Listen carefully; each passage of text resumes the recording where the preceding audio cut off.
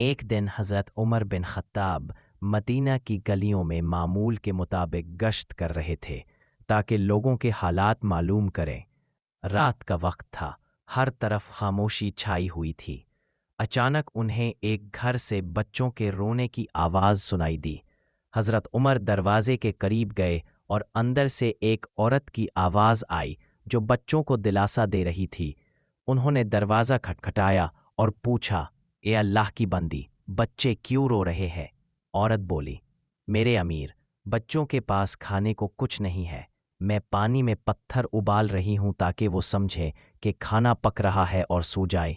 ये सुनकर हज़रत उमर की आंखों से आंसू बहने लगे। फौरन बैतुल माल गए, एक बोरी आटा और कुछ घी, खजूरें खुद अपने कंधे पर उठाएं। खादिम ने अर्ज़ किया, अमीरुल मोमिनीन, मैं उठा लेता हूँ।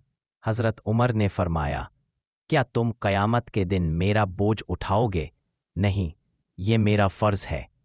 फिर वो खुद उस बोरी को औरत के घर ले गए, चूल्हा जलाया, अपने हाथों से आटा गूंधा और खाना पकाकर बच्चों को खिलाया। जब बच्चे खूब होकर हंसने लगे तो हज़रत उमर ने सुकून का सांस लिया और फरमाया, आज उमर की नींद पूरी होगी। सबक, ये वाक़या हमें सिखाता है कि असली लीडर वो होता है जो अपनी राया का दुख दर्द खुद महसूस करे।